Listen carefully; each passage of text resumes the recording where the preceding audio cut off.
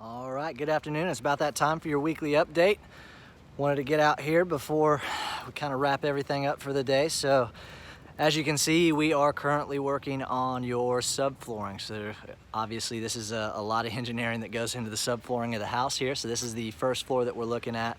And then obviously as we start to continue more framing, we've also got this material here for the second story subflooring. So a little bit more important down here on this first floor. There's a lot more material that goes into this.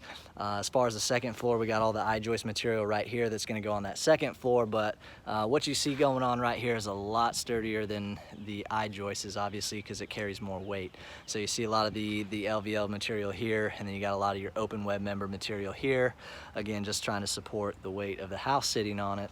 And of course, it attaches to your piers that you see here via these straps. Again, that's going to help us with the uplift. We want to make sure that, in a case of a hurricane or really strong winds, that the house is going to be able to essentially withstand that uplift capacity along with the lateral shift of the house.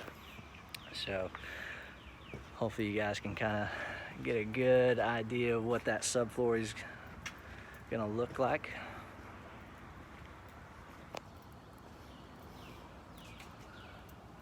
And then right back here is where that lanai would be, right back here.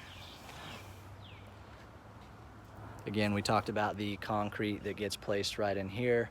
As far as the expansion joint material that I was telling you about, anytime you have concrete material that's poured non-monolithically, there's a material that you put right in between the two pieces of concrete. Again, as they have two different curing rates, it helps with expansion and contraction of the concrete, reduces the amount of cracking that you could potentially have. But yes, you'll have the concrete that gets installed right back in here. I don't know if I have any of that expansion joint material on site right now, otherwise I'd show you what that looks like, but it's just this, it's black kind of fiber mesh looking material. You'd know it if you've seen it. But all right, but pretty cool stuff. Like I said, there's just a lot of stuff that goes into the subflooring. Again, they're just right in the middle of working on all this stuff. So once they get done with the subflooring, we're gonna go into the municipality's inspection. So the municipality is gonna come out, look at the plans and make sure we're installing all this stuff the way we say that we're going to. And of course, he's gonna be checking all those straps too to make sure that they are actually secured the way they need to be. If you want a good idea of how those straps look when they're secured, this is a really good picture of what they look like right there.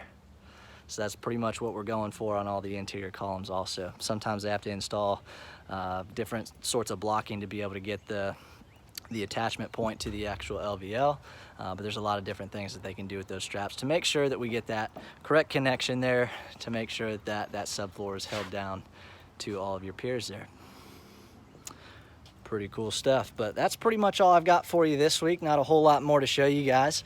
Again, once we get done with the subflooring, we're going to be calling the municipality up for the inspection. They're going to come out here, give us the green light to continue on with framing, and that's when we actually get to start doing all the floor decking and go vertical with the house. So exciting stuff. I'm really hoping by next week we can get into going vertical in the house. Once we start going vertical, it goes extremely fast. So as always, if you guys have any questions, feel free to reach out. Hope you guys have an excellent weekend. Enjoy Memorial Day, and I will see you guys on your next update.